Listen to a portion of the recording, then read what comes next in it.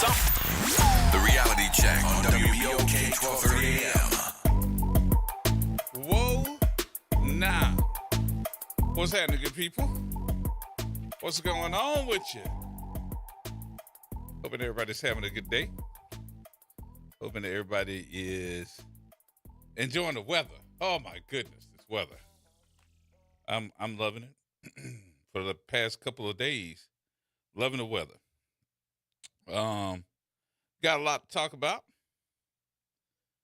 We're gonna get it in and open up the telephone lines early, of course. I don't know if everybody finished talking yesterday. Because we got a lot of analysts. That's what I'm gonna call them. We got a lot of people that analyze all the election stuff. So we're gonna still get some of that in and do some talking. But we definitely want to start talking about expectations. Is that a good word to use? Expectations? That's a good word to use? Why you got the look on your face already? Expectations. Go ahead. I ain't got nothing to say. We have been there, done that. I'm from Missouri. You got to show me. I've heard too many promises about, oh, we're going to do this to the East, we're going to do that, and blah, blah, blah, blah, blah. No. Time to put up a shut up. Point blank. That's all you see. That's all you hear. Put up a shut up. Put up a shut up. It's time to put up a shut up, you know? You don't think that nothing gonna change? Bruh, we have heard it one too many times. Over and over. Oh, we're going to do this. We're going to do that. Whole forums on these, and so on and so forth. And never, ever anything comes of it. So, you know, fool me once, shame on me. I mean, fool me once, shame on you. Fool me twice, shame on me. I'm not falling for nothing until I see something happen. All righty then. Well, And I'm sure a lot of people in the East share my sentiment. Yes, big words today. Sentiment. Not sentiment, but sentiment.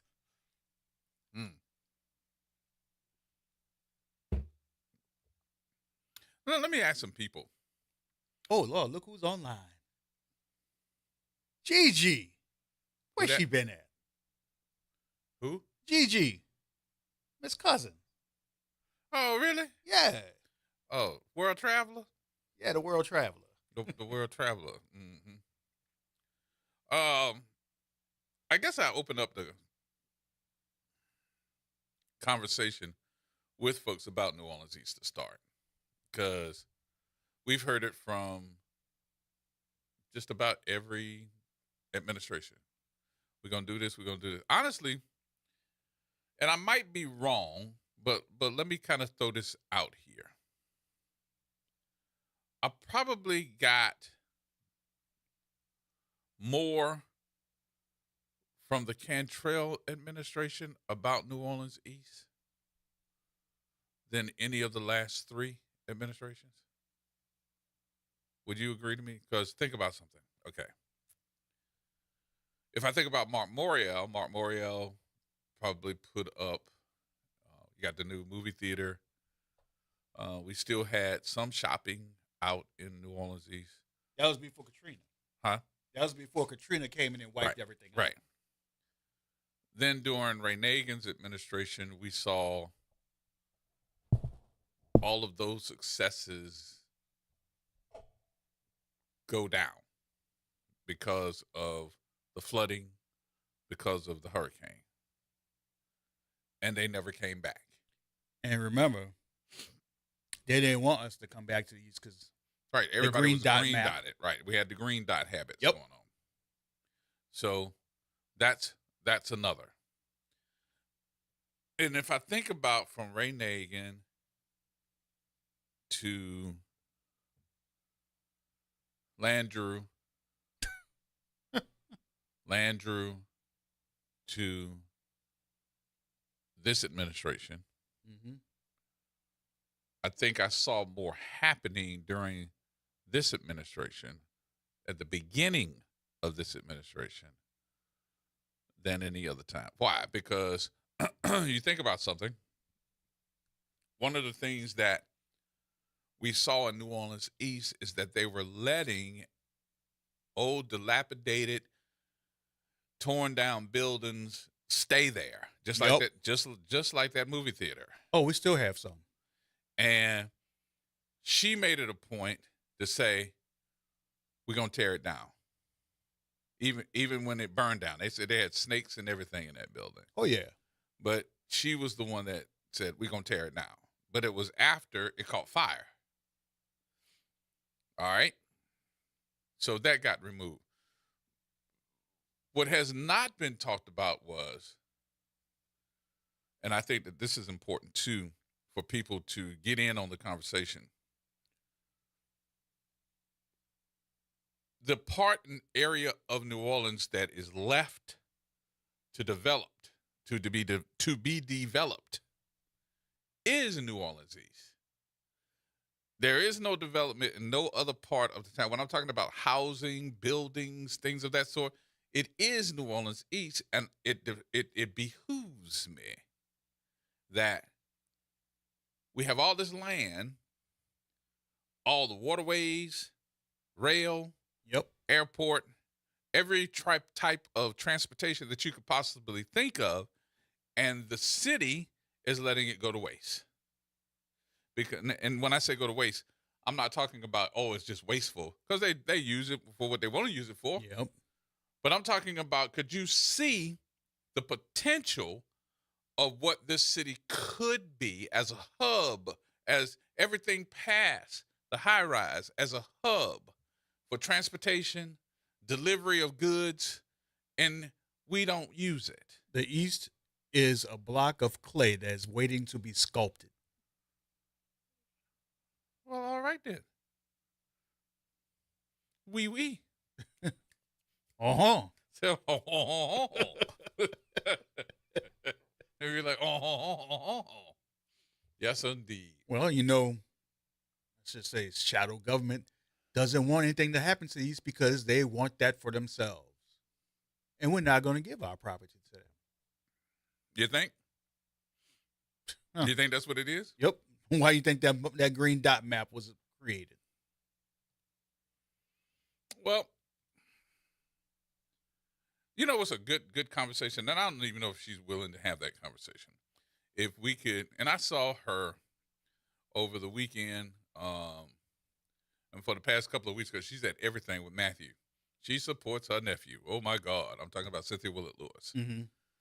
I wonder, has anybody ever had a conversation to say, Cynthia, why don't you tell it? Because she was the pivotal part of everybody trying to figure out how come they didn't move forward with the green dotting. It was Ray Nagin Mm-hmm. and Cynthia Willett Lewis. Yep, because he told us to come home. They told him, Yep. keep them out. Everything that had water in it that was an inch thick, green dotted. Yep. It was from either Reed or Crowder on back to Michoud, green dotted. But Cynthia Willett Lewis, who was then the state senator, was part of that.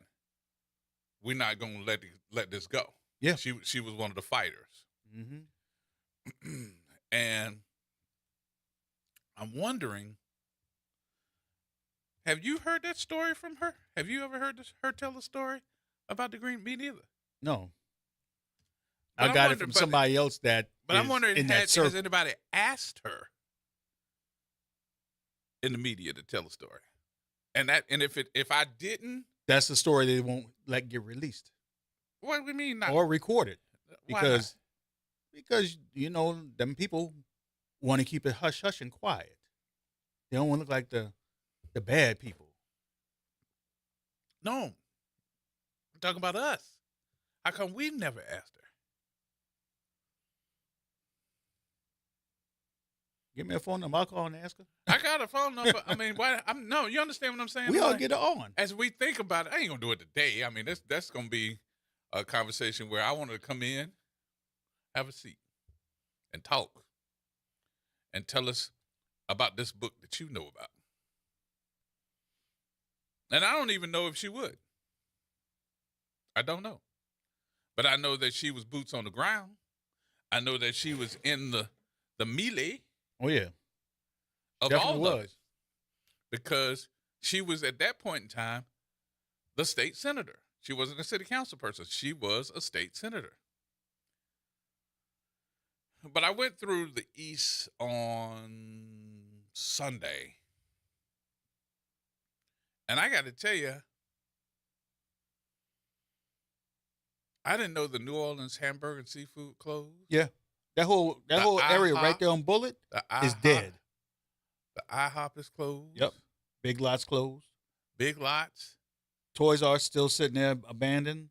Swagman's still sitting there abandoned. And I'm like, Bullet is like one of my favorite streets in the East.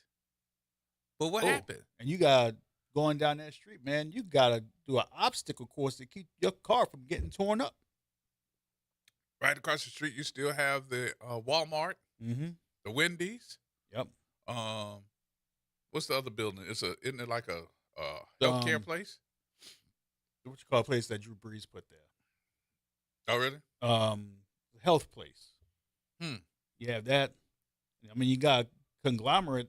Yes, another big word, conglomerate of fast food restaurants down there. You still got the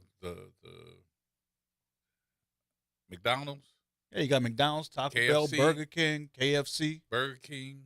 You got 2 gas stations. Well, 3 gas stations right there on Bullet with any. Well, because it's Which leads to it's the an exit, cross so streets they're going of- to have gas stations. Lake Forest. Yeah, but the IHOP, man, please, I wonder what happened, man, bruh. bruh. You know what happened, bruh. That place was. Donna and I went there to eat. They had no AC. They had sealed. They had fans like the old church fans and black church fans that used to be on the walls in the Baptist church back in the day. They had fans all around the place. They never had any food. Oh, we out of that. Oh, we out of that. Oh, we got water. We kind of got that. Don't go into the bathroom, boy. Smell like raw sewage. They weren't taking care of That plate, man. When that person took over, I'm not gonna say who they are, but when that person took over, it went to crap. Oh, you gotta tell me, because I'm not up to date. I don't And know when his I'm name, not but up to date, I know what nationality he is. Give me the accent. Thank you for coming to IHOP. Oh, Lord. He talking like a dog. No. That's more Asian kind of. Thank you for shopping at Circle. Oh. Yeah. One, of that nationality. Let it go to crap. And somebody out It there? was a tax write-off for him. That's all it was. Wow. I know. Never had anything. I know. I don't know. You might know him. He didn't have any other buildings in the vicinity, did he? Possibly. The big one? I'm not gonna delve into that one. But that's what happened. Let that place go. But if we talk about the same person, that's his MO. Mm-hmm. That's how he do all his buildings. Yep. As far as I think he is the one. But I mean, in hamburger and seafood, I don't know why that closed. They were doing great. Always had a bunch of cars there. Hey, bro, that drive-through was always jumping. Full boy drive-through was long. That line was long. And food was good. Yeah. I used to like going inside. So Me why? and Toya. Remember Toya? Why they just turned the lights off? The lights were still on. Oh, Lights- really? They just turned the lights off You over there. remember Toya, right? Huh? Toya Jordan? My Yeah. little sister? We used to go in there every week and Oh. sit down at the end of the week and just Now they sit got down. graffiti on the side of the building. Really? Yup. Already? Yup. Damn. And then right across the way on the other side, you have the Family Dollar. On the other That- side of the street. Yeah. Yeah. That's abandoned. Well, it's not. I shouldn't Oh, say it's it's abandoned. It's vacant. They're trying to lease it out or sell it. And graffiti kids got to it too and sprayed graffiti on it. But as fast as it was sprayed, that's how quick they painted it over. I didn't know the Family Dollar was closed. Now, in that same area, they also had a Waffle House. Yeah, it's right by the Waffle House. And now, in the Waffle House, it's delivery only. You can't go and sit down and eat in there. You got to go to the one on Reed. What? Yep. Big old sign, biggest cup on red sign with white letters. Delivery only. So here's the problem that I have, okay? What you got to do if you're in this economic development stage of a city and you see that a problem is going to happen, you got to have somebody that's your economic development or business czar that is going to go touch these folks. I need to visit your place. I need to be able to talk to you to say, hey, what's happening? What can we as a city do to help you? Are you having problems with vandals or crime? Are you having problems with folks hanging out around your building that shouldn't be? I remember someone was telling me that they had some real issues at the Family Dollar, but that was a while ago. I thought all of that was a while ago. Yeah, I thought all of that was taken care of. It was like somebody got mad at one of the store clerks or something like that, and walked out and came back in, had a gun or something of that sort. Oh, I didn't hear about that one. Huh? I didn't hear about that one. I just remember they had the issues with the little bootleggers setting up shop in front of the store. And then, of course, merchandise missing. There's always been a problem with loss prevention. But that's everywhere. But how do you stop them from saying, I can't take this no more, I'm closing shop? How do you stop all the issues? And I'm wondering, did anybody ask the owners, what's the problems that we can solve?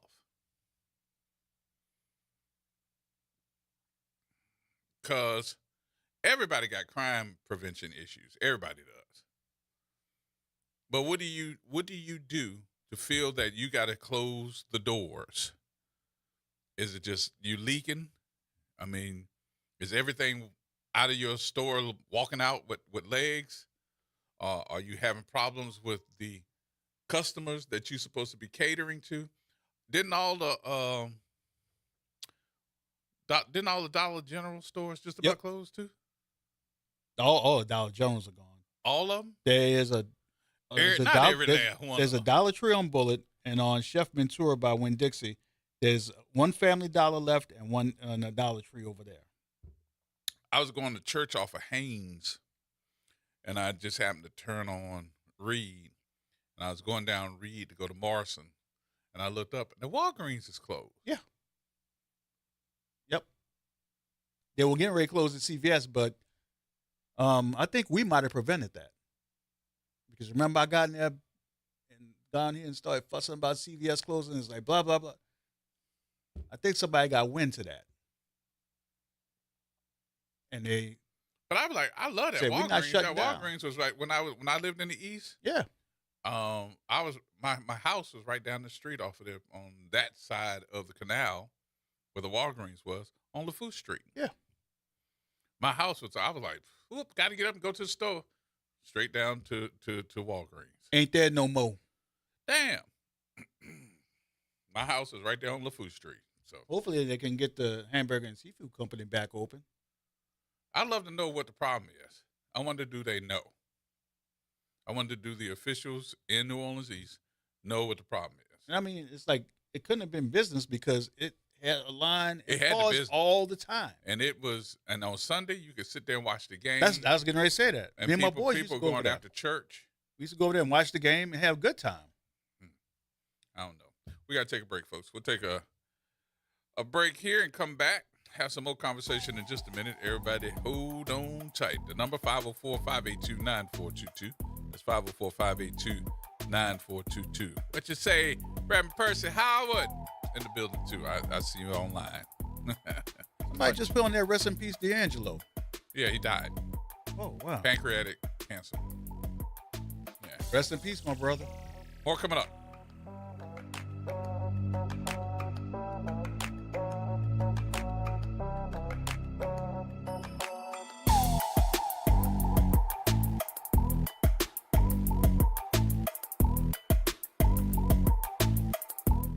Trying to grow your business or increase traffic to your location? We can help. WBOK 1230 AM has a number of solutions that will meet your individual needs. Give one of our consultants a call today at 504-582-9420 or email us at info@wbok1230.com. And remember, an investment with WBOK is an investment in our community. Call today. The New Orleans Jazz and Heritage Foundation is the nonprofit organization that owns the New Orleans Jazz and Heritage Festival presented by Shell. With the funds generated from Jazz Fest, the foundation invests in Louisiana companies through economic development, cultural enrichment, and free educational programs. To learn more about what the New Orleans Jazz and Heritage Foundation does, please visit www.jazzandheritage.org. The National World War II Museum. Located in the Warehouse District of New Orleans, the National World War II Museum tells the story of America's experience in the war that changed the world, why it was fought, how it was won, and what it means today. Visit them online at www.nationalww2museum.org for time tickets and safety information. The NAACP New Orleans branch invites you to our 2025 Freedom Fund Banquet and Awards Ceremony, a night to uplift and celebrate. Join us Saturday, November 1st from 7 p.m. to 10 p.m. at Xavier University's Center Grand Ballroom. Through your support, dollars fund scholarships, youth programs, and vital community projects. It's keeping the struggle to preserve civil rights current and vigorous. For tickets and information, call 504-460-7765. Love black culture and black business? Come home to Bayou Road for Homefest 2025. October 17th and 18th on the 2400 and 2500 blocks of Bayou Road. Celebrate the history and legacy of Bayou Road and the soul of New Orleans. Homefest is a free, family-friendly reunion. Get your body and life together. Get Up and Ride takes you on a spin with free massages and acupuncture, yoga, dance, and cancer screenings. Make art, not war, with action from Eternal Seeds, Xavier Art, KidSmart, and McKenna Museums. Captain Charles sails you into Friday night. Rock your Saturday with Tanya Boyd Cannon, DJ Battles and DJ Rockaway, Raj Smooth, DJ Legatron Prime, and DJ Jess. It's all happening Friday, October 17th from 5 to 9 p.m. Saturday, October 18th from 10 a.m. till 5 p.m. Check out the schedule at homefestnola.com or follow us at homefestnola. Making a difference in the community. WBOK 1230 AM.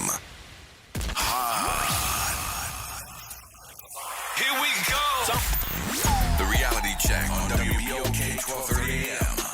All right, folks, welcome back. 504-582-9422 is our number. Did y'all hear the budget hearings are beginning now? The New Orleans budget hearings are beginning right now. And they're going to go through this financial crisis, and it's going to be interesting. You're going to see. I see that they've already put on tap here on how they're going to use the financial crisis to blame a lot of this stuff on the jail. I will bring that up. Mr. Elmore. Yes, sir. How you doing? Good. How you? Oh, pretty good. I enjoyed the conversation you had with Ms. McNair yesterday. She made some very good points. One point that she made that I really listened to was that she said that any Afro-American politician that's running in any particular office, it would behooves them to understand that your constituents, it has to go way beyond Afro-American. You have to look at everybody else. I think that's a good point, that you just cannot run on just trying to get one particular vote. You have to. I think what the new mayor has done, like it or not, is it looks like she tried to put everybody. I use Mark's line, the gumbo coalition, if you will, get everybody involved, and I think that's what made it kind of powerful. She didn't just focus on one particular group. She more or less focused on everybody, good or bad. I mean, so I think that what I don't like about it, I mean, I agree with it, and let me tell you what I noticed about this. When you look at politics, you always hear white politicians or even people, they will say, well, you know, they'll question us voting Afro American. But I remember Malcolm X basically said, made a very good point. He said, Puerto Ricans stick with Puerto Ricans, and white folks, Italians, Irish, what have you, they stick with their people. So what's the big deal when we do the same thing? But they always want us to be inclusive. So later I say this, society always wants us to be inclusive, but they're not included with us. So I look at one thing which she said I agree with, but I do also understand that Afro American leaders, the only way they can win is very, very predominant Afro American. It's just like it's just hard. I'm sure Lakeview, if Marina was Republican, I'm sure Lakeview, regardless if it's Democrat, is going to vote because she's white, I believe. I just really believe it. Now, I may be wrong, but white folks stick with white folks. Nothing wrong with that. I'm not racist. But I don't have no problem with sticking with our people too. But I do kind of understand what she was saying, that we have to be a little more progressive when we vote. We have to go mainstream with everybody. I kind of agree with what Ms. McNair said yesterday to a certain degree. I don't know if you agree with what she said or not. Not all the way. No, I did not agree with it all the way. Right. And we had the stats to prove it. And the stats tell us that as we're talking about something, you got to be a little bit more diversified and yada, yada, yada, yada. I can't say that that's what happened with our Caucasian audience here. They all stuck together and kept it very quiet. And the big block of white people in this city stuck with one candidate. Got 70 to 80% of them. We, on the other hand, diversified. And all she needed to win was the other 30% of black folks. Black folks were scattered all over. And we had those that stuck with her. We had those that stuck with OT, and we had some that stuck with Royce. So what she did was exemplify her 30%, and then she got her 100%. She won. So as far as me diversifying and going somewhere else, for what? For what reason? We should have. I think that what we should have seen and what we should have seen in this political realm is the fact that there should be somebody that the majority of us, if we're looking for black leadership, can stick with and go for. And I don't think that happened. Well, this is the thing that kind of bothered me. And I'll be very honest with you. When we look at the leadership when we look at the black leadership that we have, our congressman, what have you, I look at the national level with Cedric Richmond, national level, our congressman, district attorney. We look at the national, state, and local levels of political leadership with our Afro-American leaders. They all went with Marino. And the thing that bothered me about that is that maybe it was the winning horse. They felt they take no more chances with no one else because they felt automatically she was going to win.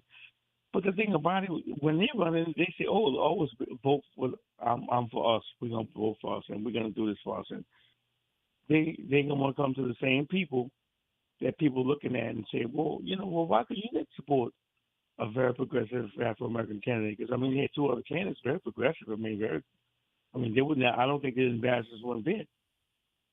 And they just didn't do that. So it's kind of just, I don't know. They hate to get too personal about it, but it does kind of bother me in a sense where, Troy Carter's going to be running again, and I know he can say he's going to vote. He could be skinny and grinning for a vote, but yet, when people thought, well, wait now, you could have stood up and said something, because people do look at them to say something in a positive way on another candidate. They didn't do it, so it's kind of if I'm Troy, and I don't mean this disrespectful at all, but if I'm Troy Carter, I'm sitting back licking my wounds today, and the reason why is because his crew didn't do so well in the polls or the election. And his crew is out of the election altogether. And what he's got to do is to be able to say that he's got somebody standing beside him, because he's got to run again. What, either next year or year after? He's got to run again. And right now, you don't have the support in your own backyard, because that support was Delisha. The support was Shorty. The support Lombard. Lombard is in a runoff, fighting for his life. I think there has been some separation between them and Freddie King being a part of that crew, and Lisa, who is the clerk of court on that side. I think there's been some separation there. I'm not certain, but I think there is. So what you're going to have to do is hope that that other crew is not mad at you because you didn't support them, and hope that they will back you, because I think that what's going to happen here, and look, politics is very local when it comes down to this. What's going to happen is, but there needs to be a conversation on who's going to support who for that congressional seat, because it don't look like it's going to be 2 black congressional districts. It looks like you're going to have a elongated congressional district that's going to include Cleo Fields.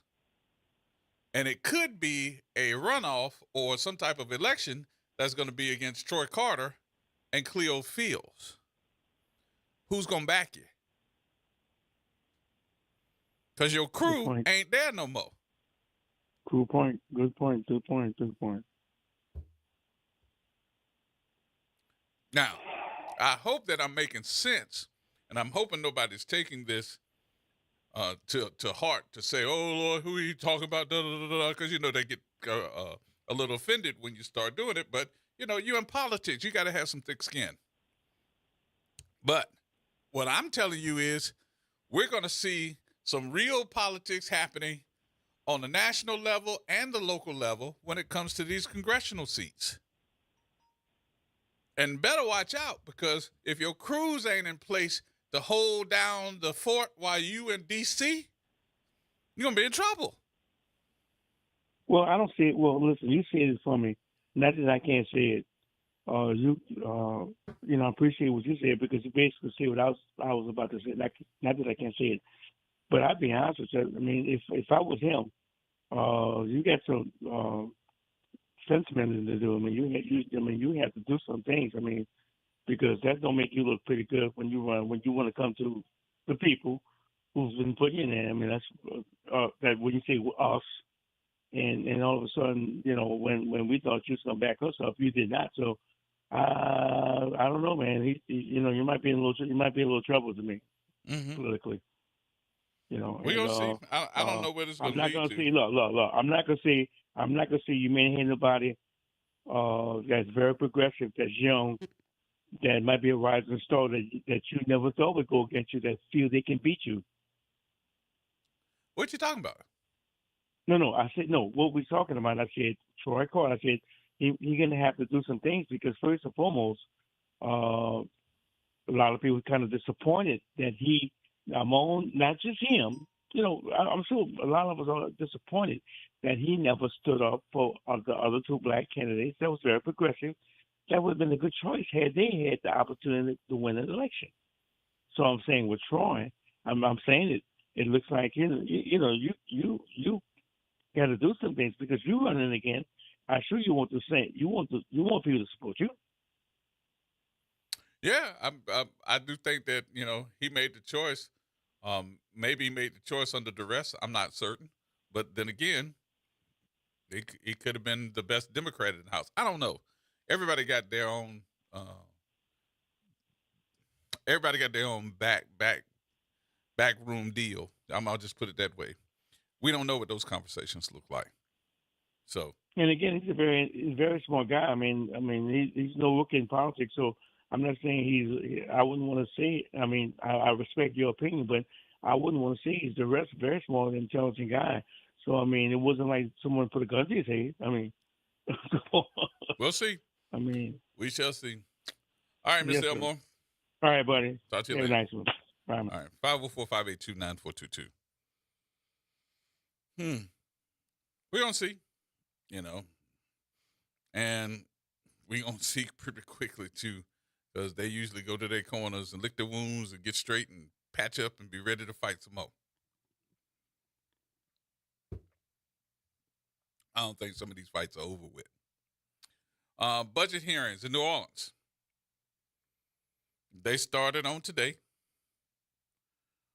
And what you hate to hear is the fact that those budget hearings started today under a hearing that is a financial crisis.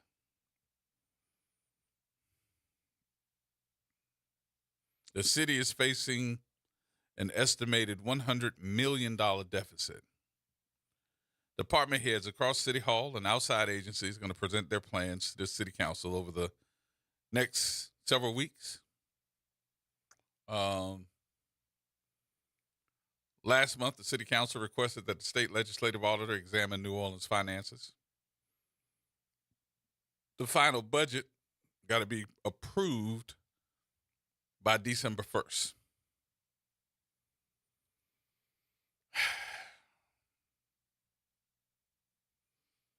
So, here we go again. And I said I wasn't going to get worked up today. I did. I said, I'm not going to get worked up today. I'm going to have some, nice comments.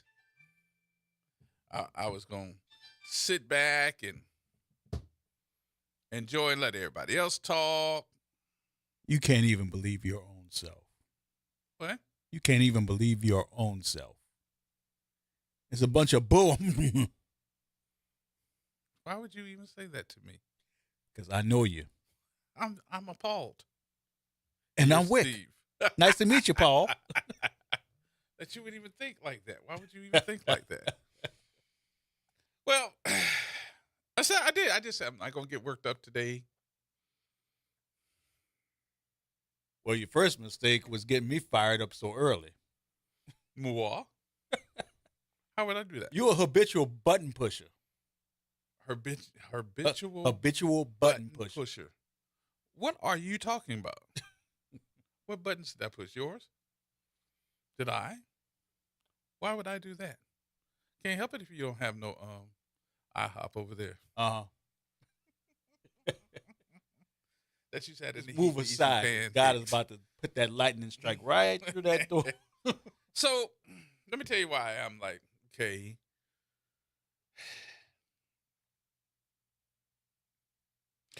There's a part of this budget hearing process that I'm like, say something about a G. No, don't say nothing about a G. Say something about a G. No, don't say nothing about a G.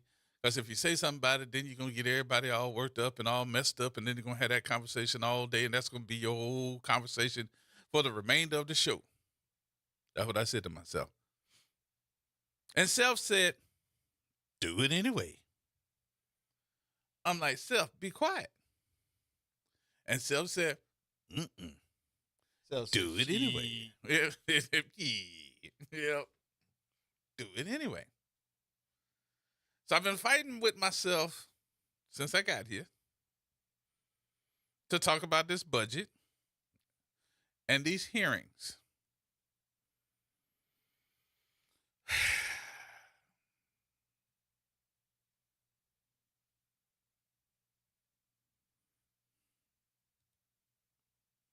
Here's mine. Before we start talking about cutting the money for the budgets,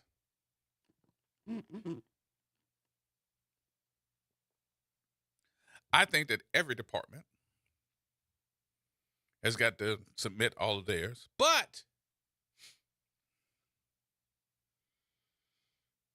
before we get into this crisis, and cutting 20% of everybody, and I need to know your contracts and all this other stuff, shouldn't we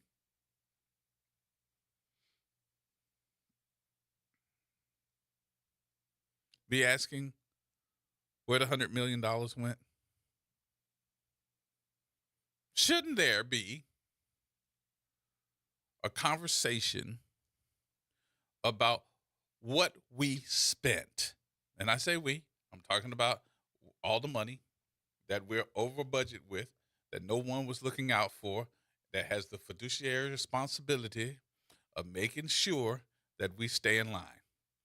Who was that person?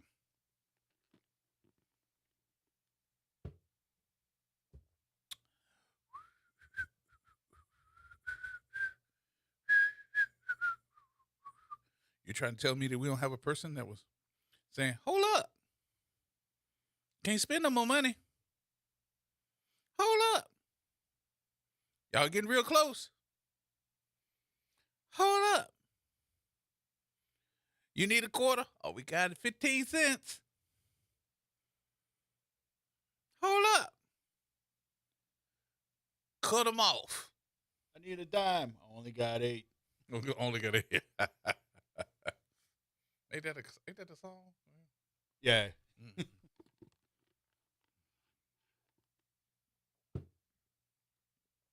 Who's that person? Who? I know it's time for break Who? now. It's time you start hootie hooing. Time for Who break. is that person? Find out. I need to know before we start saying, okay, we're going to do this and work this out. How you going to work it out if you don't know what you spent or who you spent it with? More coming up, folks. Everybody hold tight.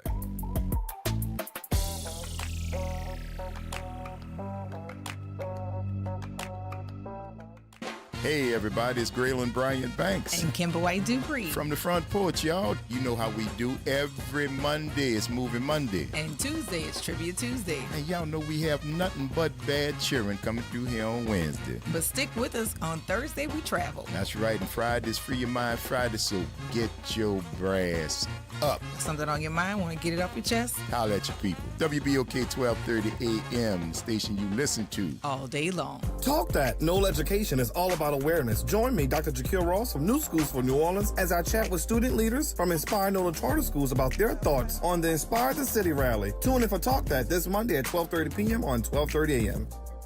A message from the community scientist. Do you live or work in St. James, St. John, St. Charles, Ascension, Calcasieu, Baton Rouge, or St. Bernard Parish? You may be exposed to harmful chemicals like phthalates, BPA, and flame retardants found in everyday products but linked to serious health risks. That's why the Community Scientist, a program of Rise St. James, brings you clear, science-based facts that protect your health and our environment. Stay informed, stay empowered. Visit risestjames.org today. Hi, this is Arnie Filko. Let's elevate every Tuesday through Thursday from 6 to 7 o'clock p.m. as we discuss the community, the country, and the world, from politics to current events to sports. We look forward to your input and continuing the quality programming on your community station, WBOK. Join Carrie and I every Tuesday through Thursday, 6 to 7 o'clock p.m. on Elevated Conversations, the Arnie and Carrie Show. See you soon. Looking to join an organization that is committed to help promote economic development in New Orleans East? Look no further. The Greater New Orleans East Business Alliance is a member-based nonprofit organization made up of business owners and local professionals united for the purpose to promote business development in Eastern New Orleans. If you want to become a member, call us at 504-957-3568. Uptown, downtown, wherever you are, keep it locked in to WBOK.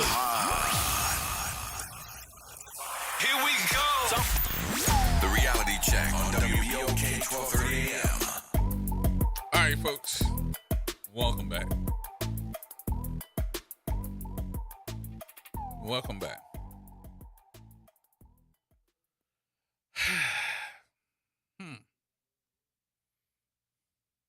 So, am I wrong to ask for an assessment before we get into the new budget? Give me an assessment of the old one and where this money went before we start talking about getting into a new one.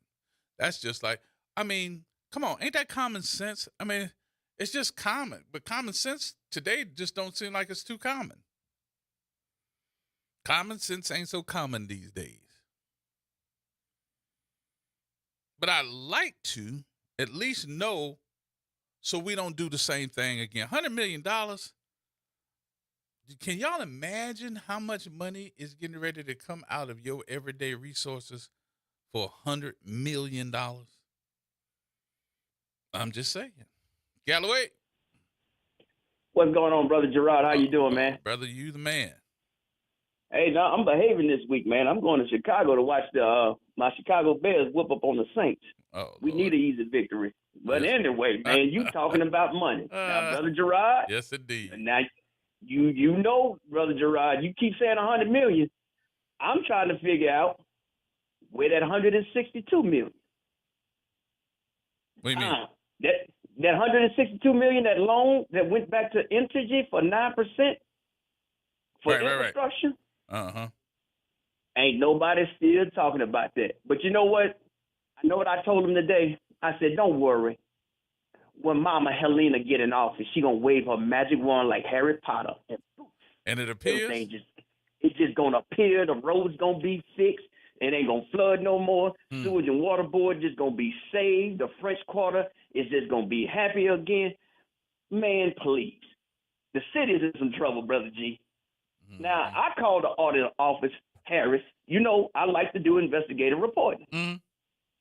Now, the thing is, that office said they only got one thing to audit. That 162 that I'm talking about, nobody has reported it. This is the first time they heard about it. I said, you sure? Because I said, I know where I got the numbers from. And they said, well, tell that person to send those numbers. So I got a little work to do with that, but I'm going to get to the bottom of this $162 million loan. I can't go to the bank and get a $5 loan. Oh, okay. So you talking about the 162 that came from Energy? Yes. It was actually more than that, and we loaned them back $162 million, right?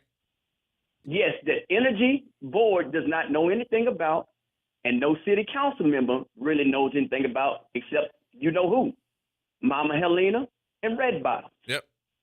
Yeah. And nobody else knows anything about that. Alonzo Knox has been in their behind about this. Yes. But you know what's dominating? The quote unquote, I call it the Caucasian news cycle. They want to know who the devil's Oliver Thomas was talking about. And let me tell you, so if you listened this morning, Oliver was on the show I this did. morning. And he explained it, and I thought that was a very good explanation, which gave me pause to think. And I think he's good at doing that because he said, the devil don't want 99%, devil wanted 100%. And he said, see how I said something, and it made all aspects of the talk shows, because he was talking about the other station that said something bad about him about using that. He talked about the papers and how they printed everything that he said about the devil and his 99%. He didn't want 99%. He wanted 100%. He said, but ain't it funny how they printed all this stuff, talked about me, all this, but nobody asked the man that was the executive in charge of Helena's PAC when he started calling people the white devils. Nobody would say anything. And also, that lawsuit supposed to be in court today, don't it? The day is the 14th. Mm-hmm. Still ain't that. When I called them and asked them about that, all they do is ever hang up the phone on me. But that's fine though. Y'all can hang up. I ain't going nowhere. See, unlike some influencers, which I'm not, I don't have to cuss you. I don't have to yell at you. I don't have to point my camera in you. I just record the phone conversation. So when I take it further up to the state, here's the proof of where I've been asking. There's not a city council member right now that's going to take your telephone call and talk about any of this stuff. You know what they're going to say? We're in hearings right now, or we'll get back with you. And that's a cop-out. The city deserves better, and they know it. But like I told people, Mama Helena let this city go almost in shambles. Now, they think that she is going to fix this city within 90 days, and it's going to be a rude awakening. I'm telling you.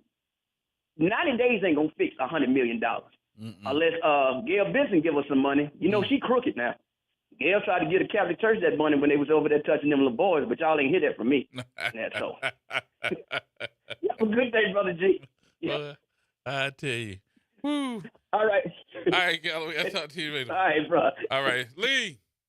Hey, G, how you doing, man? Good, man. How you doing? All right. Look, I met we your don't son. need it. I met your son. Very nice young man. Yeah. He told me he met you. I said, I wish I'd have been there. But, we're going to have to go out to breakfast one morning just to get reacquainted and just to talk about things. Because I really love speaking with you. You're intelligent. You don't waste people's time. All right, I'm gonna pay for it. I'm gonna pay for the meal, bro. I'm gonna pay for it. You ain't gotta worry about all that. So, but what I'm saying is that we don't need an assessment. What we need is a forensic audit, an independent forensic audit, and let the chips fall where they may. Because there is so much stealing that has occurred in this city. It's unbelievable. But don't we need to know where the $100 million went before we start talking about putting together another budget? Absolutely. If I were coming in to control the budget, I would definitely want to know where I stand and what's missing. I don't want to just walk in blind and say, "Oh, that's all right. The budget is okay." No, hell no. I want to see what you've done that left me in the red. When I knew that I should not be in the red. I should have a surplus. Right. I need to know where the money has been, where it's gone. That's a first. You can't take over any organization without knowing where your funds at and who did what with what. That's just good common sense and good business tactics. But these people here, you 67% city that's black, but you got to put somebody white over the city. That's old money talking. We don't want y'all in charge, but we want to make it look like y'all in charge. And I don't know Helena Moreno. I don't have one iota of who she is. I hope she does well, but I don't have much faith in it. You're going back to the old city money, where the Comus Club, the Pick Creek Club, or something like that. You know them little knick-knack names they come up with when they want to take control of you. I don't have no use for it, man. And I'm at a point where, hey, fair pricing comes up, I may just get the heck out of here. Yes, indeed. I'm tired. I don't have much time left, so at least I don't think I'm getting up in age, and I don't be bothered fighting no more because it's not going to do any good. All right, Lee. I don't believe that. You're going to be around for a minute. All right, G. Have a good one. But You too, man. Call me, please. We'll get together and go to breakfast one morning, maybe All right. next week. All right, brother. All right, man. All right. Thank you. All right, Brother Corey. Well. All I say is I didn't know that they was putting all that literature out about the white devils, because they're black devils, there's Asian devils, Korean devils. If the Almighty God created everything, so Almighty God created that for a purpose. So hopefully that didn't cloud people's mind and their judgment. Hopefully they look beyond, the surface, because you know how the media is. The media going to promote what they need to promote and don't promote the things that the people need to be promoted. So hopefully people have that insightful eye. But hey, that's wishful thinking, right, Gerod? So question for you, right? After all this right here, think about that. 100 million in our community right now, everything would be solved. We'd be having everything right now. I'll be, the streets would. Look at $100 million in the right hands and the right approach. This city would be flourishing. That $100 million would be $1 billion in less than a year. But again, we are here with these, individuals who don't have the foresight in this, and we have to, go and, hopefully they listen to those people on this radio or certain people without no emotions involved with it, but it's the sound reasoning, that the logical sense that we need to proceed in the way that we need to proceed as a community and as a city.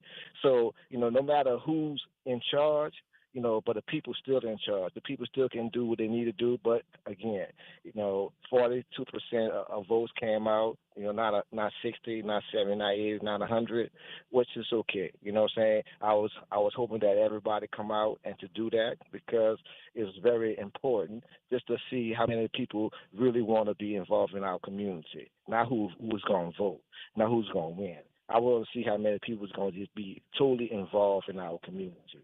So, but 40%, okay. So now we got 60% of people here in our city that's going to give a care about what's going on, and that's what concerns me the most. Yep, I agree. So again, if that's the problem we having, let's go ahead and see can we fix it. And brothers like you who share that information, share that wisdom, share that knowledge, just keep on doing. Hopefully everybody be awakened just to see this to take care of the neighborhoods, and then we go be better. But hey, all I say is, hey, let the chips, put the chips up, and see what's happening. Say let's find out what the $100 million at, and then once we find out what the $100 million at, put it totally into the community. Don't give it back to them. Give it straight to the community. That plug our stores up, and put our people up, and everybody be shopping all over the place. Peace and love, Gerod. Thank you. All right, y'all. We'll take a break here. We'll come back, have some more conversation in just a minute. Everybody hold tight.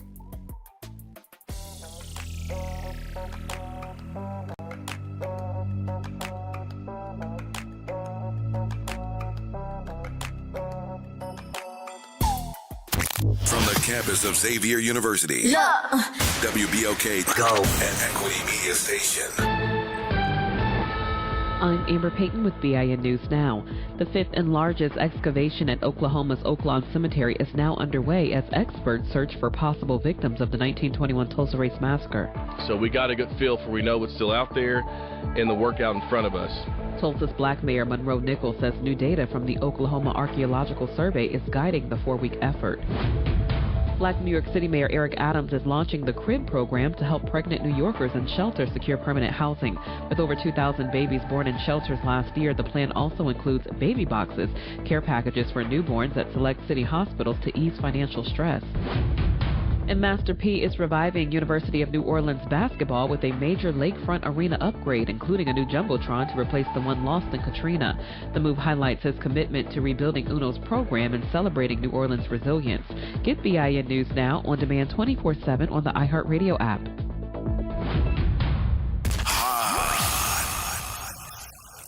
Here we go. The reality check on WBOK 1230 AM. All right, folks, welcome back. Welcome back. It's after 5 o'clock, meaning that you are off work. On your way home, please drive with care. Keep us locked in as well. Let me see. T-Bone's hanging on. What you say, Bone? Hey, man. Sorry I had to cut it short yesterday, but it was my daughter's birthday. We was getting ready to go to a gathering for her, wanted to celebrate her. She made 20. She had these gray hairs, dog. She had these gray hairs. Yes, indeed. So, your gray hair? You talking about you got gray hair then, huh? No, see, when I tell people how old my daughter is, and I know they old, I tell them share some gray hairs with me. No. They get another one with me, too. Yeah, take one of these gray hairs off me, dog. I already know. I ain't going to tell no lie. I already got gray hair, so, yeah, you're right. See, that's what I'm saying. Get another one. Get another one. No, sir. If you hear somebody telling me that I got another baby on the way, you may look at G all jumping out the bridge over there. Mm-hmm. Oh, bad luck. Shoot, that's the A. But you know what? Let's stop saying it's a curse. It's a blessing because the good Lord didn't have to leave you here another year. Mm-hmm. He didn't have to leave you here another day, minute, or hour. So within the twinkling of the eye, like the church folks say, you understand? So let's just count that blessing, All right. So the point I was making yesterday is the point I've been making, and it sounds like your last caller kind of touched on it. People are not making informed decisions about voting, period. Not necessarily once you get to the polls, because majority of people, let me say this, they already know who they're going to vote for before they get in the polls. Mm-hmm. Whether it's a high trigger issue that's making them vote this way, or they just like the people. And that's what this really is with this past election. I've heard all of the political analysis and this, that, and the third. Stop overthinking it, y'all. I know that there's a lot of intellectuals that can speak on this, but Jeff Thomas said it best. He said it was money and popularity the other morning. And that's what it was. Helena Moreno has gotten more popular than OT, and she was more popular than Royce. Had nothing to do with their platforms. Had nothing to do with who was the better leader out of the three. She's more popular right now, and she's gotten popular with blacks.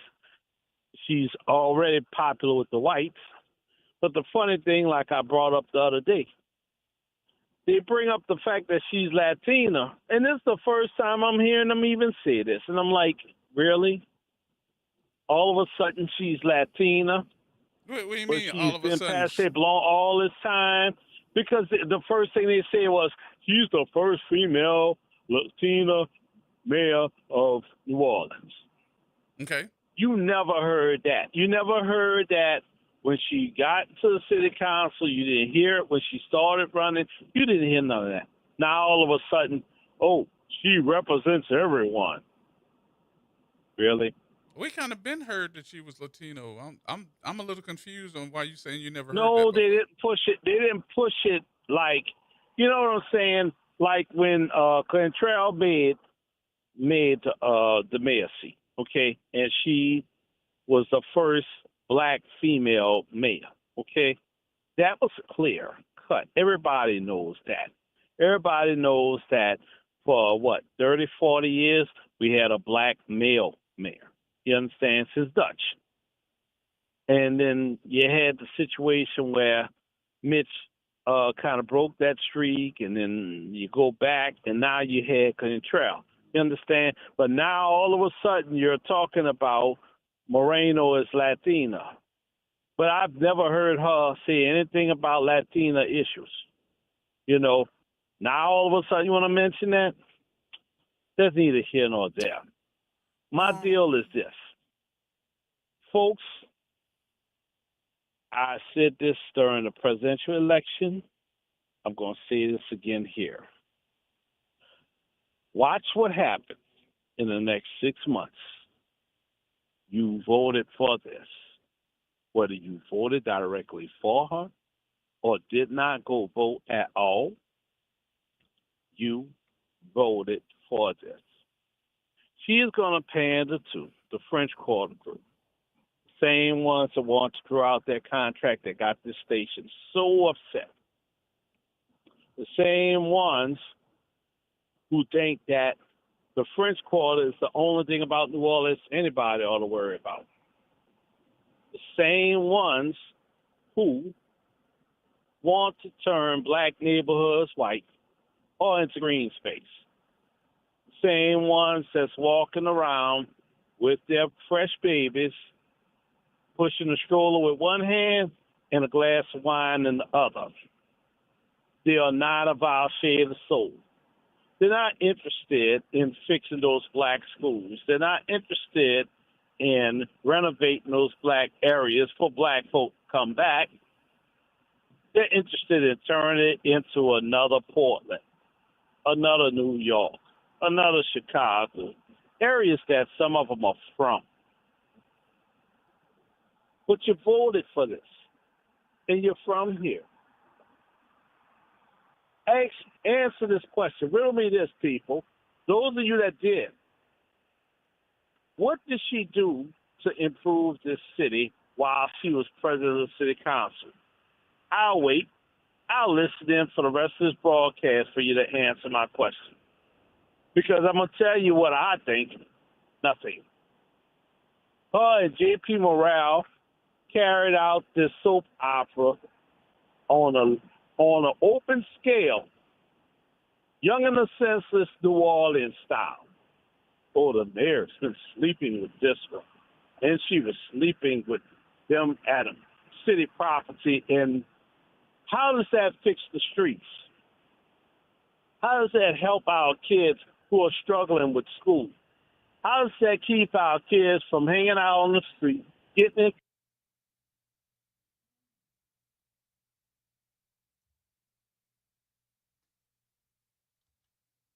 Y'all got upset with the mayor, and it still didn't resolve any issues. What issues did these people resolve while they were supposed to be doing their job? And by the way, how much did that investigation into the mayor cost you? That's right, you. Because guess what? Your taxes paid for it, folks. Let me say it again. How much did those investigations cost us as taxpayers of this great city of New Orleans? Over 800,000. That's what you should be pissed about. How much could have gotten fixed with that 800,000, G? How many times we talked about stuff ain't fixed around here that need to be? How many blighted houses could have got bought, knocked over, and then rebuilt brand new for new housing? Mm-hmm. How many times can 800 go into an old school that needs to be renovated with your children, your grandchildren, your nieces and nephews and them in it? How many people from that 800 could have gotten some assistance with their bills, with their food disparities? Yeah. There's a lot of questions you could ask with that, but yeah, again, this is real talk here. We these are the issues that you really should have looked at before this election, but you looked at, I know Helena Moreno, because she popular. I remember her from Channel 6. I'm going to vote for her. I don't like OT because he went to jail once. I don't know who Royce Duplessis is. I don't know. This is how some people actually voted, G, and you didn't believe me when I told you this, but this is how some New Orleans voters voted. And then you had the other side of it. You had these people who didn't vote that didn't like either one of them, and so they stood home. Mm-hmm. They didn't look at the lesser of the two evils in their mind's eye. They just stood home. That's why you can't get over 50% of the black vote. That's why you have black people stood home instead of voting for their community. They're still suffering in their community the day after the election. Stop overanalyzing it, folks. Get to them people who ain't going to vote. Yeah. Okay. If you got to come up with a little law, and this is going to be controversial, I'm sorry, counselor, if you're listening, you ain't going to like it. You can call me out on it on the station all you want.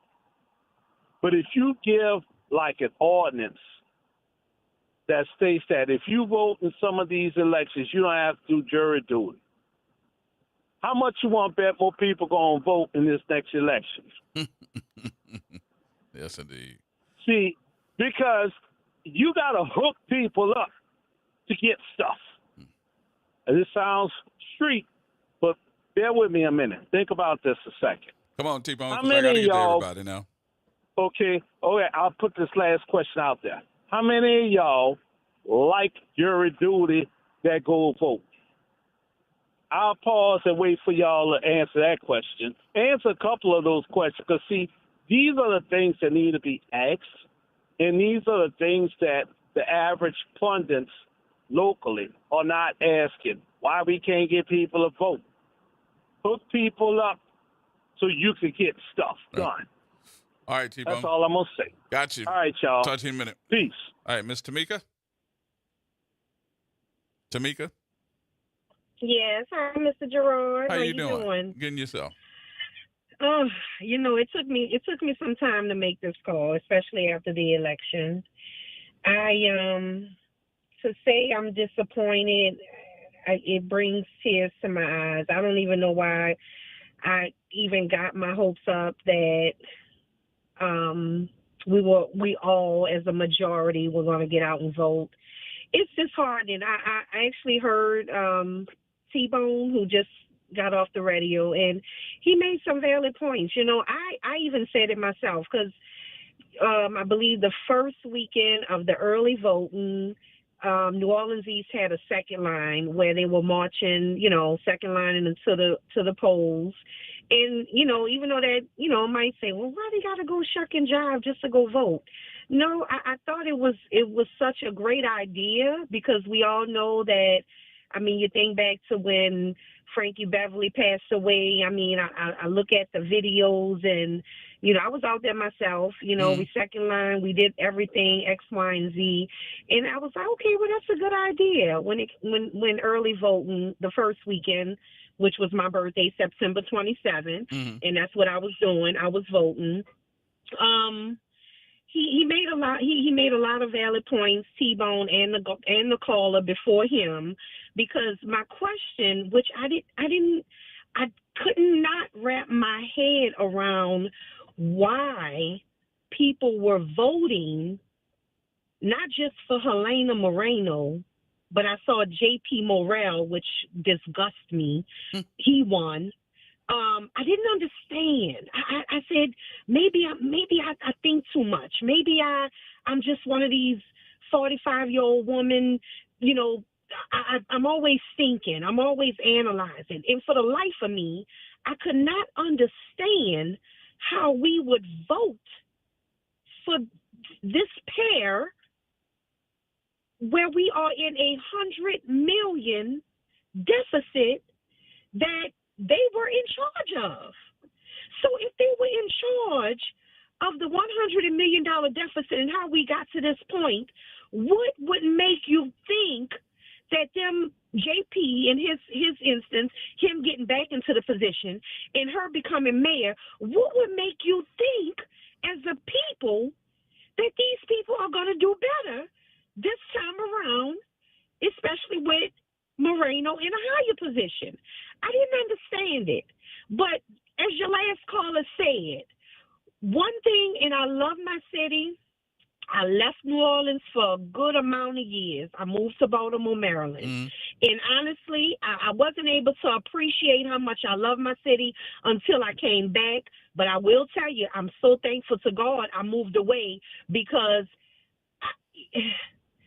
I don't want to call it ignorant, because that's not where my heart is. What I want to say is our people have a tendency to latch on to something that's a fairy tale without really taking the time to probe, to get the facts or to do the research. I'm gonna tell you, and we're past the election now. I can tell you, I voted for Oliver Thomas. That's where my heart was, because it was just a genuineness that I felt. I loved his story. I knew his story. He was friends with my cousin, which was Mr. Ray Nagin. And,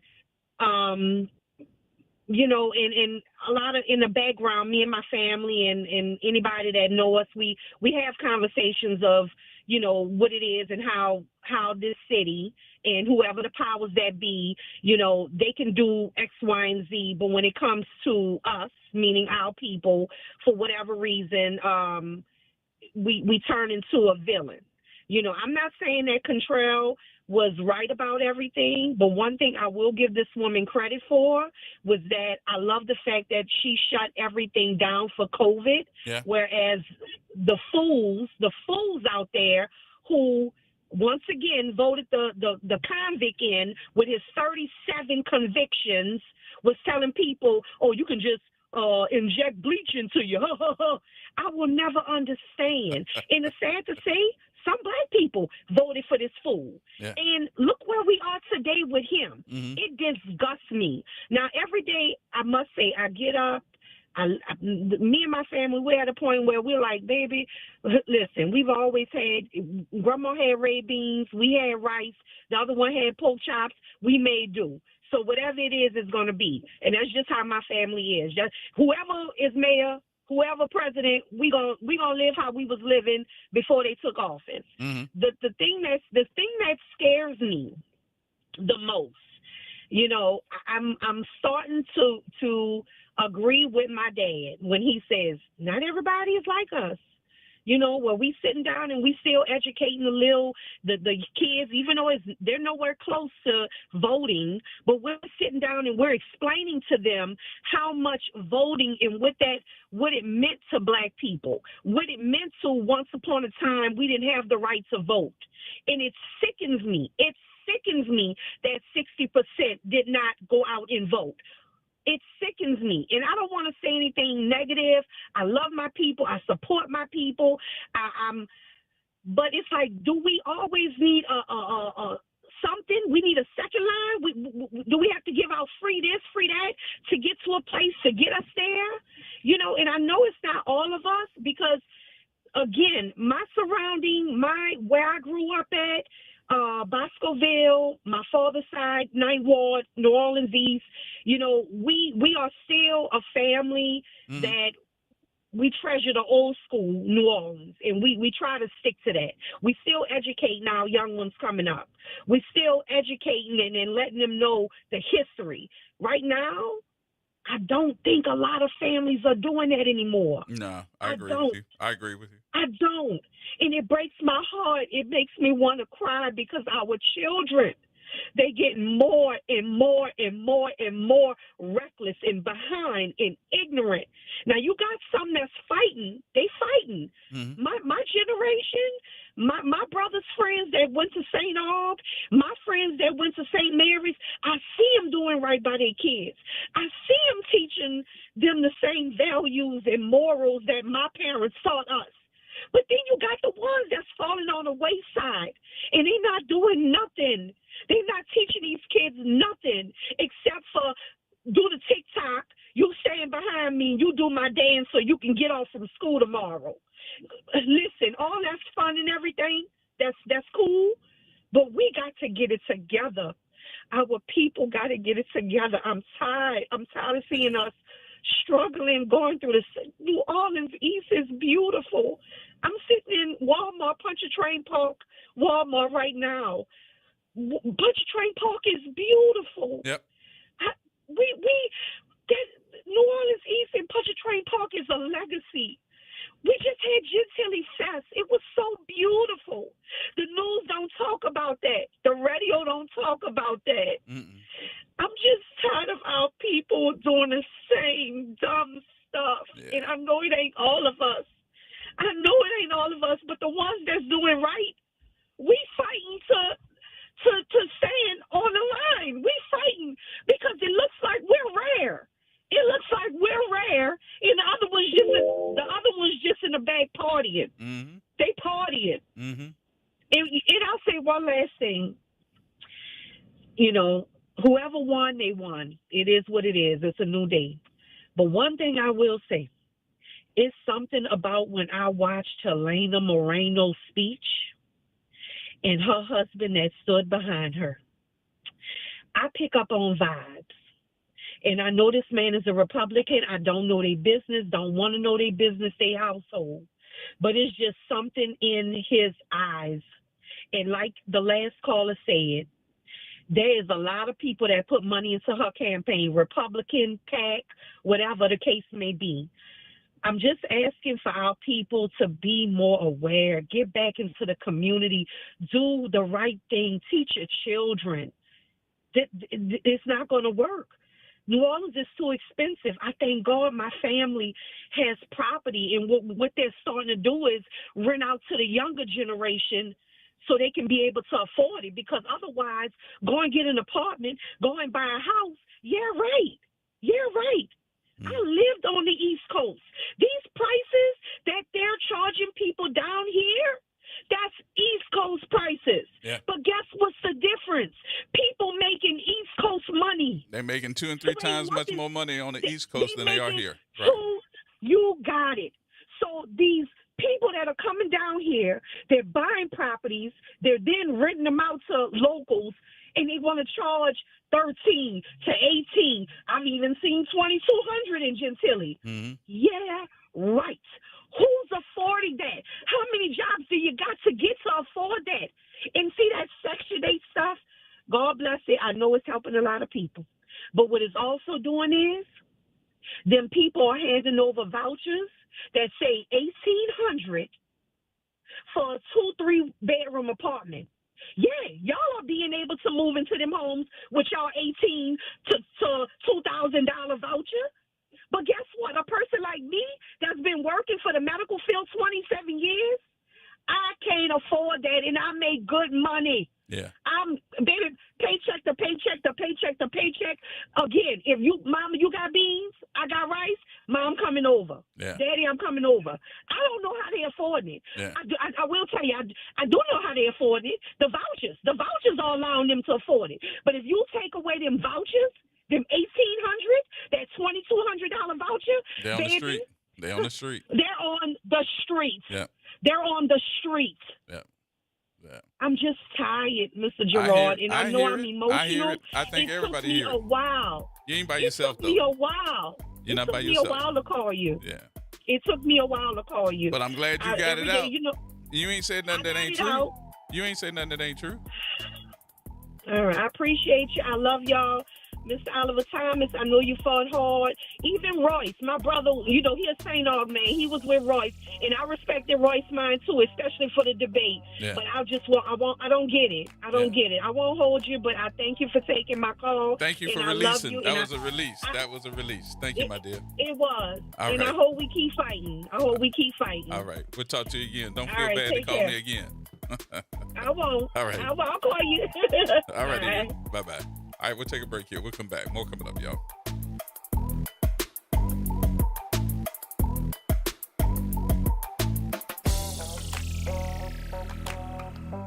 This is the Bloomberg Black Business Beat.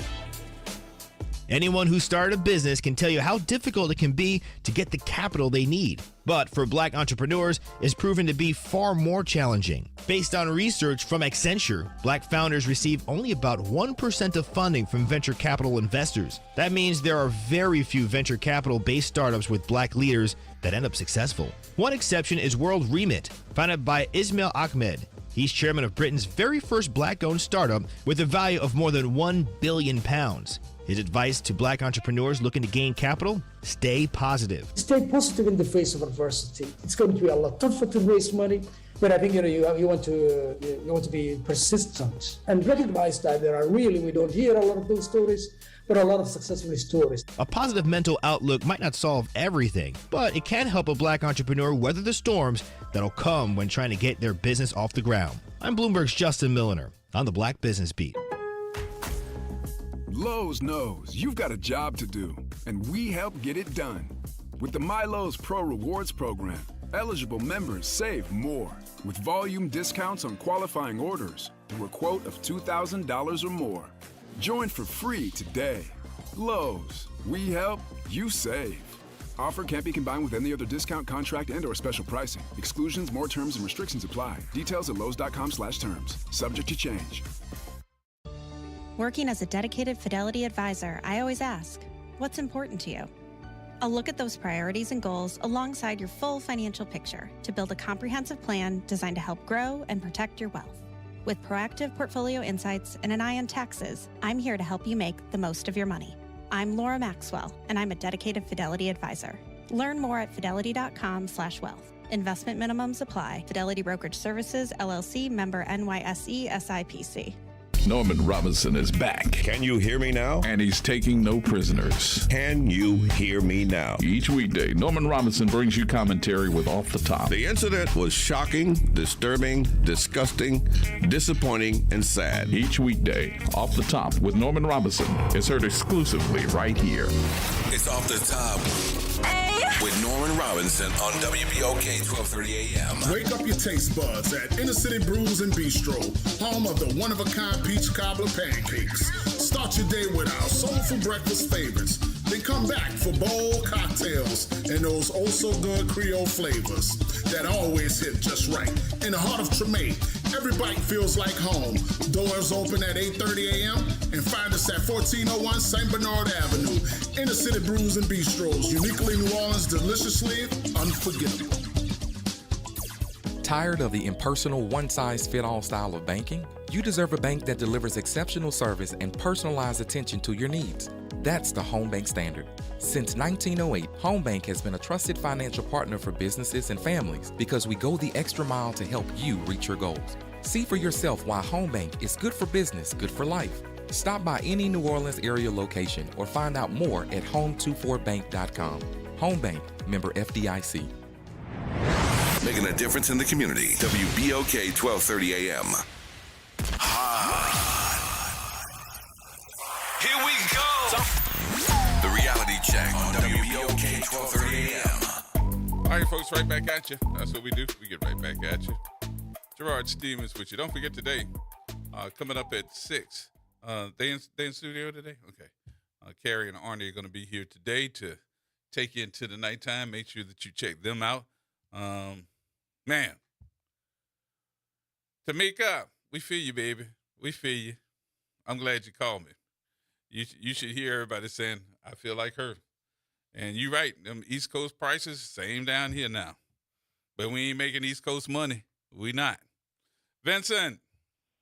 Hey, how you doing? Good, doctor. How you doing? Oh, man, Mr. G, I had a certain spirit when I called. I changed it. I'm complaining about the pessimism I'm hearing through the calls. And I wanted to say so bad that, it's like, we know what's coming. Let's just prepare for the next 4 years or the next 2 years. And just but do we know what's really coming? Do we know what's coming?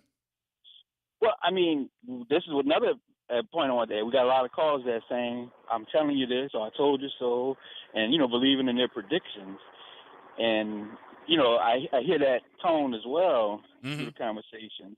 But what I wanted to say is maybe people don't have a platform to express or maybe even come together with ideas. So I wanted to ask you, man, do you think WBOK can set up some type of think tank, social media, where people with these who can brainstorm, who can kind of see the future, brainstorm on some ideas and just put it out there for people to sign up for it or to start a coalition or something needs to be started. It's like there's too much, this is going to happen, that's going to happen, and we're going to suffer. I mean, I'm like, we got to get ahead of the problem in my mind and figure out a way to, like, be ahead of it. Because it's like a cycle, you know what I mean? We get disappointed for low voter turnout. We get disappointed when the white people don't get voted in the office. But it's like at some point you gotta like get ahead of everything and be like, we already know what may happen or what it might look like. Let's jump ahead of this and get people in place and prepared for the next phase of things. So I'm with you on that, and I think that's a good idea, Vincent. I'm not discouraging that at all. I think a little bit in reverse here for what you're saying instead of trying to get ahead of it. What we need to be doing is putting together some preventive maintenance. Okay. So instead of trying to get ahead of something, we need to be preparing for whatever it is, but also having an alternative answer to if it doesn't go right, what's plan B? Right. Okay. We don't do that. We automatically assume and listen to the powers that be, the talking heads that are saying this is what it is. But when it does not go correct, we have to regroup. And that regrouping costs you and me. Yes. Don't give me a regroup. Give me something to say we were cautious in our predictions, in our forecasts. We were cautious. We didn't put all our eggs in one basket because eggs costing too much right now, literally. Right. So does that make sense? I think that we got to do a better job with our forecasts. Okay. Now you're not a conglomerate yet, but BOK is like a platform. Is there anything that can be thought of like on the end since you already got like a base already? And not saying capital, but you know what I mean. You got the platform. Well, I think what you got to do first. Now, this is me talking. This ain't BOK talking here. This is just me talking. Okay. I don't speak on behalf of this station. I let the owner speak on behalf of the station. I'm speaking on behalf of me. I think what has to be done is there has to be some type of focus groups that happen all over this city that someone can dictate the conversation pieces as what those conversations will be like. Because, when you usually have meetings or some type of meeting with the groups, you get the same questions. Oh, I want to get my streets fixed. Oh, we need jobs. oh, we need to do some type of development. That's fine, and I'm not bashing that. But how do you get that done with the powers that be? Who's putting together the conversations about development?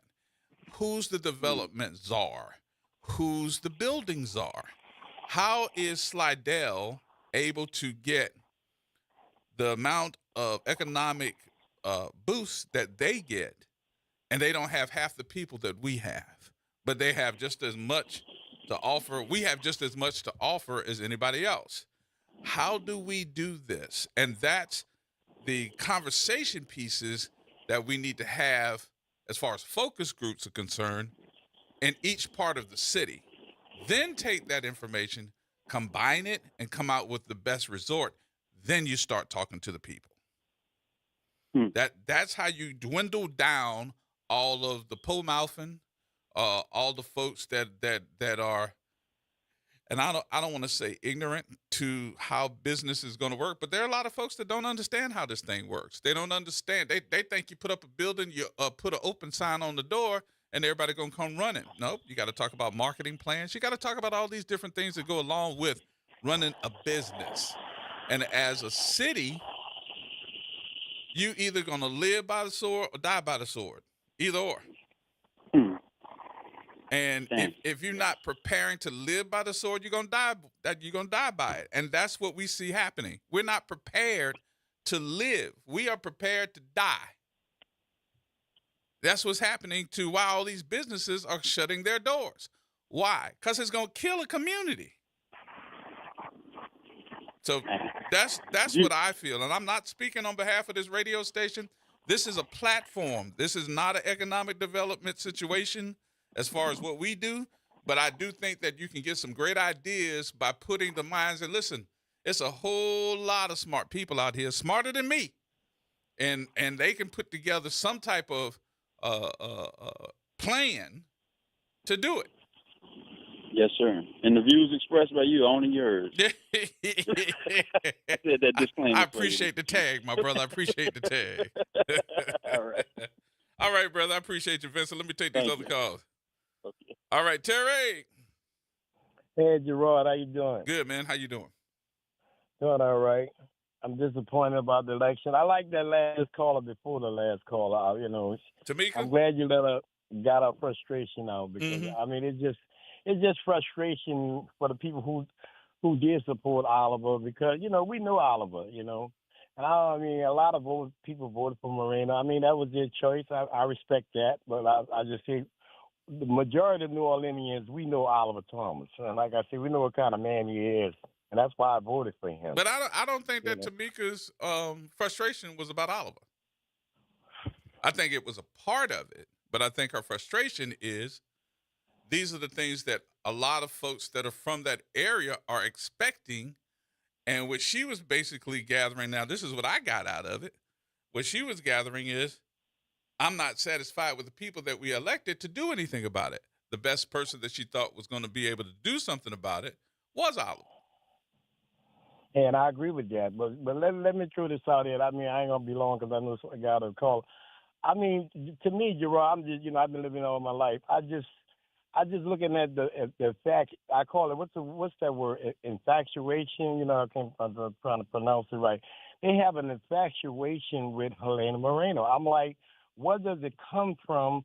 Why? Because she was the news reporter for Channel 6. I really think that has a lot to do with it because, I mean, you're not talking about her being on the city council. The streets are still raggedy. The crime was up at one time. Yeah, it slowed down. But regardless to what? I mean, what's the big infatuation with Helena Moreno? What has she really done to deserve all this praise and all these votes that she got? I want you to explain. I can't what's explain your it. take on that? I can't explain it. I don't know. I don't know. I know that she's been one of those that left the television station to take on being a state legislator. After state legislator ran for city council, been in city council for 8 years? 8 years. And now is the mayor. I don't have anything else. They have a budget, but I ain't gonna be long, Gerard. they have a budget deficit. She was a part of that. I mean, she was on the board, right? She's on the city council board. So where's all of her support? What do her supporters have to say about that? I mean, are we blind or what? Yeah, we're blind. Yeah, we're Yes, blind. indeed. We can't see. I hope I answered that for you. Yeah, we pretty blind. Yeah, I think I'm finna go, Gerod, but I'm just saying, you understand what I'm saying? I'm saying they mesmerized with Helena Moreno, and I'm like, it's like a princess out of a book, and I'm like, what does she bring? And I mean, she's already been a part of the city for 8 years. I mean, I don't remember her doing any RI. I heard about the Garden Plaza situation. So you mean to tell me that's what she won off of that? I mean, but what about the rest of the citizens of New Orleans? New Orleans consists of more than the Garden Plaza. I think there's more to it than what you're saying too with the Gordon Plaza, because I know that my sister Suzette had a lot to do with those folks being able to get something from the Gordon Plaza area, and what she had put together was a whole lot more than what the city did. And from what I'm understanding, they say it was $35 million, but we're finding out it's not $35 million. It was somewhere close to $21 million. And everybody didn't get what they thought they were going to get. Okay, Gerard, let me go. Let's see how long does the honeymoon last with Mrs. Oh, it's Moreno. going to go away. It's going to go away. I mean, right now, everybody's in they got what they want, because honestly, I'll tell you this, Terry, then I'll let you go. Some of the folks just dream to be the mayor. I know, and I'll say this for my brother, Oliver Thomas. Oliver always had dreams and aspirations of being the mayor of the city. And I don't think, and this is what I do think, I don't think that Oliver just wanted to be the mayor. I think Oliver's knowledge of this city is one of those that I would say too, that knowledge alone is valuable. Now, some folks might look at it a little bit different, but I think that Oliver was going to do something different because he had something to prove. And I agree 100%. I really do. I really do believe that Oliver has something to prove. For all the doubters that have doubted him since he came home from vacation, he had something to prove in that seat. He may not say it that way, but I will. So it is what it is. Gerard. All right, Terry. Thank you, brother. Thank you. All right. Thank you. George. Man. What's happening? Bruh. Hello? Yes, sir. Oh, I didn't know if you could hear me or not. Let me rephrase that. Man. Who was that young lady that was on the radio here earlier, bro? Come on, George. What you got? What was her name? Tamika. Miss Tamika. Thank you for picking up that phone. Because here I'm going to be real short in my conversation today, I don't believe you. Believe me when I tell you. When I was living up in the city called Norfolk, Virginia, right? You was in Norfolk? We had the first black police chief of that in the history of that city, right? And I was at a civic meeting with him, and I'm saying, man, I'm glad to see you got the job, blah, blah, blah, blah, blah, blah, right? Because black folks need to shake with these people up here, especially these police, right? And the brother gave me the following advice on two pieces of conversation. He said, bruh, I might be the police chief, but them people are so entrenched, there ain't nothing I can do because they're protected. One. The other thing we was talking about is, how we going to get rid of some of these drug dealers and crime and all this in the neighborhood. He said the following. You know how you get rid of crime in your community, bruh? Yeah, my job. What's that, bruh? He said raise the rent. Now, what does raise the rent mean? That means right now in New Orleans East, in most places that black people live and own their houses in the city of New Orleans, their children, if they sell those properties, will not be able to buy back the same properties that they're living in right now. Mm-hmm. And so what has happened this last election is all the people feel comfortable, right? And just like y'all been saying it, they're being priced out of the community. And the fear for me, bro, And this might be the real last opportunity that you get to have a black mayor in the city, because I think they done lost their mind and control. Now, I know other people are waiting, bro, so I'm going to say this before I get off the radio. My man Wick is having a joint up there at Nano's on Sunday. I think it's a Sunday. I don't know the exact date, but he's going to be on the road traveling, bring some of that good music out there. I'm going to have to get away to get to support him, bro. Get out there and enjoy that with him. He said he's going to be doing it like once a month. Now, I'm going to say this before I get off the radio. If I ain't listening to WBOK all day, if I ain't listening to Gerod G. Man Stephen on the reality check, I'm going to miss out on some black facts I need to know. Bruh, love you. Give me the next call. Goodbye, George. Goodbye. Bye. All right, we got to take the break. We'll take the break here. We'll come back, have some more conversation in just a minute, and get ready for Arnie and Carrie coming up at 6 o'clock, y'all. Everybody hold tight.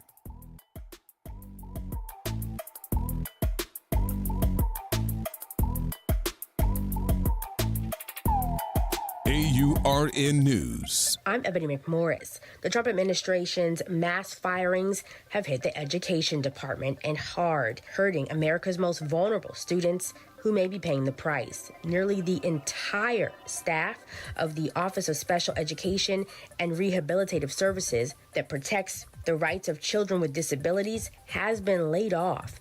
Advocates are warning that the move could cripple enforcement of the federal IDEA law, the landmark guarantee that every child deserves a free, appropriate public education. More than 7 million children nationwide rely on special education funding and oversight from this office. Civil rights protections remain on paper, but without federal staff to monitor compliance, states could go unchecked. The layoffs, now challenged in court, are part of the administration's pressure campaign to end the government shutdown. For AURN News, I'm Ebony McMorris. It's off the top with Norman Robinson on WBOK 1230 AM. For generations, the federal government has served as a reliable pathway to the middle class for African Americans, a place where hard work, talent, and perseverance could translate into stability, dignity, and opportunity. From postal workers to Pentagon officials, from teachers to Treasury analysts, the federal payroll has long reflected a kind of promise that public service could offer a fair shake to those shut out of corporate America. But that promise feels increasingly under siege in the Trump administration. The New York Times recently noted the troubling absence of Black Americans in high-ranking positions within the Trump administration, a number that has dwindled even further after several firings of senior officials of color. Perhaps the most glaring example came earlier this year when General Charles Q. Brown, Jr., the nation's second black chairman of the Joint Chiefs of Staff, was abruptly dismissed without explanation. General Brown's ouster broke with a long-standing tradition that the chair of the Joint Chiefs remains above politics, serving continuity and country rather than party or president. But this time, politics and culture war rhetoric carried the day. Defense Secretary Pete Hegseth reportedly questioned whether General Brown's commitment to diversity and inclusion made him, quote, too woke, end quote, and even whether his success was due to race. Those are deeply wounding racist words, not just to one distinguished airman, but to every black professional who has ever had to prove again and again that their excellence is earned, not gifted. This pattern of marginalization, dismissal, and replacement sends a chilling message that experience and merit are secondary to ideology, and that diversity itself has become a dirty word. It also threatens to unravel decades of progress made by African Americans who looked to the federal government as both employer and equalizer. Quite frankly, it pisses me off that the African American leadership has been mostly out to lunch on this issue. What's it going to take to wake them up on the dismantling of the black professional, middle, and upper class at the federal level? This entire attack on minorities under the so-called anti-DEI movement by the GOP conservative right, while many of our African-American leaders are seemingly looking the other way, reminds me of the boiling frog syndrome, an allegory about how people fail to notice a gradual threat. A frog in a boiling pot of water would immediately jump out, but put in cool water that slowly heats up, the frog won't perceive the danger until it's too late. Let's remember, folks, during the civil rights era, when doors to corporate boardrooms remained closed, Washington opened them. Black scientists, lawyers, economists, and diplomats built careers in federal service that became models for generations. Today, that legacy is at risk. When African Americans are shut out of high-ranking federal positions, it's not just a personnel matter. It's a signal about whose voices matter in the making of national policy. And when those voices are silenced, the nation loses not only its fairness, but its collaborative wisdom and cohesion. This is Norman Robinson, Off the Top. Hey, this is Steve Poston. Be sure to listen to WBOK 1230 a.m. every Saturday morning at 10 a.m. and Sunday evening at 5 p.m., bringing you the best Southern Soul barroom music with the Southern Soul Weekend Party Mix, hosted by me, of course. I'll be playing your favorite Southern Soul music by artists from all over the South, right here on WBOK 1230 a.m. or online at WBOK1230.com. The station you listen to longer. Listen to longer. Listen to longer. Hi, this is Cary Grant. Let's elevate every Tuesday through Thursday from 6 to 7 p.m. as we discuss the community, the country, and the world, from politics to current events and sports. We look forward to your input and continuing the quality programming on your community station, WBOK. Join us every Tuesday through Thursday, 6 to 7 p.m. on Elevated Conversations, the Arnie and Cary Show. 517 Bunny Road is the place to be. Now those kids was in pastries. Late night and still hungry? We've got you. Strong drinks, old school jams, and plates that hit every time. From breakfast classics to flavors that feel like home. Cool vibes, fast service, and the party doesn't stop till you do. This Saturday night, we're keeping it live till 2 a.m. Pull up to 2517 Bayou Road. Nano's is the place to be. Good food, good music, good people. Come hungry, leave happy. Tune in to The Monitor's Mic, where we talk about oversight, policing, and you. Hosted by the Office of Independent Police Monitor, we're here to shine a light on policing issues that matter, from real-time policing updates to in-depth interviews. Every Friday at noon on WBOK.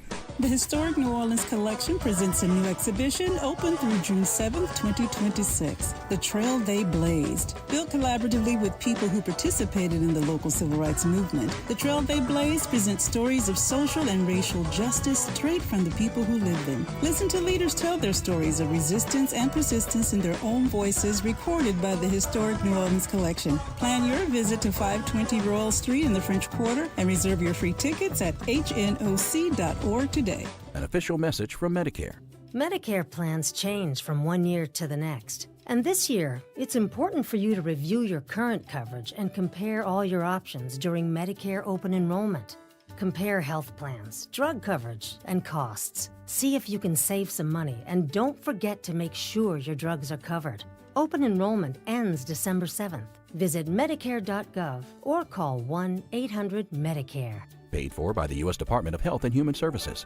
Talk That Knoll Education is all about awareness. Join me, Dr. Jaquil Ross from New Schools for New Orleans, as I chat with student leaders from Inspire NOLA Charter Schools about their thoughts on the Inspire the City rally. Tune in for Talk That this Monday at 12:30 p.m. on 12:30 a.m.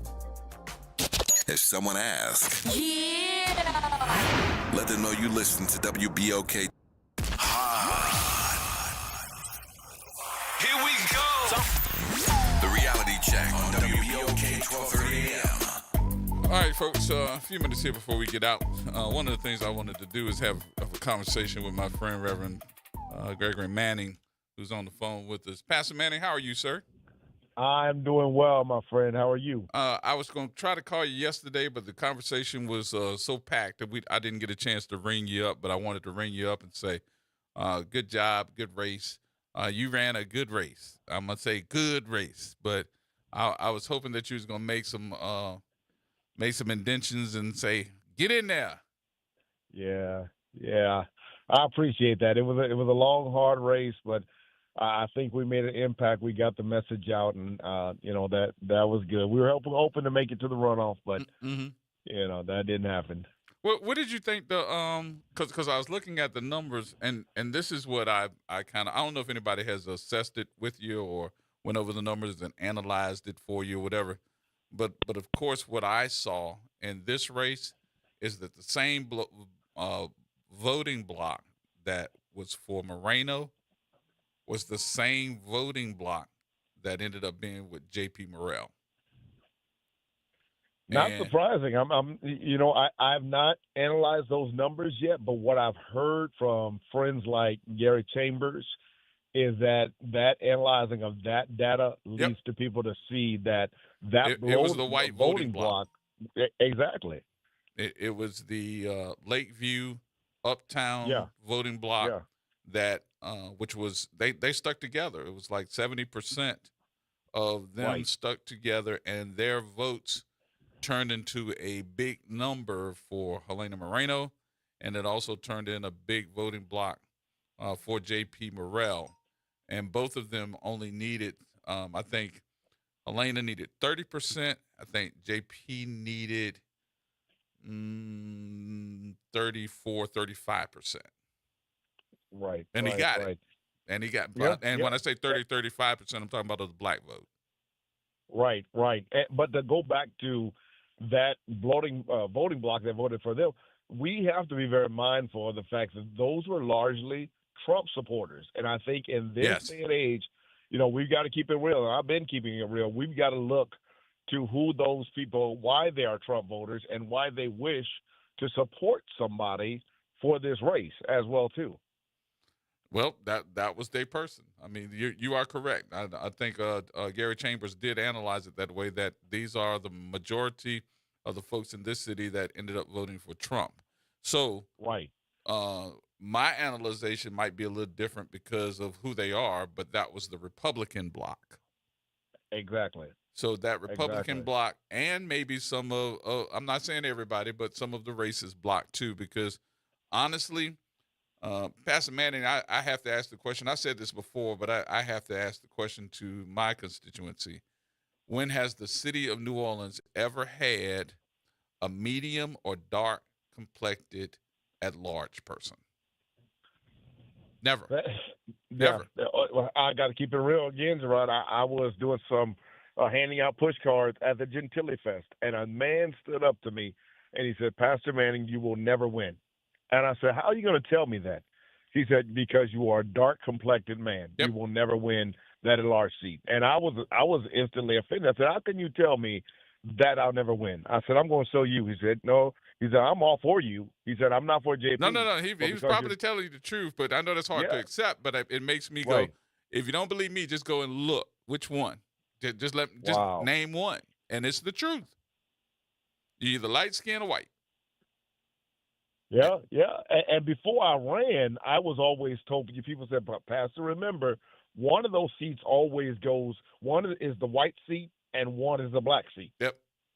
So, but that's not all. You got some more stuff that's going to come up. So some more seats going to come up. So you keep it up. I thank you for that confidence. I'm just trying to recover from this one. You'll recover real quick. We're going to make sure of it because you're a good man, a very good man. I will indeed, my brother. Yes, indeed. Yes. I appreciate you again, my friend. I'll talk to you soon. All right, brother. All God right. bless you. All right, more coming up, y'all. We got Arnie and Carrie at the top of the hour. Come in and take into the nighttime. Other than that, I got to go. I'll see y'all on tomorrow.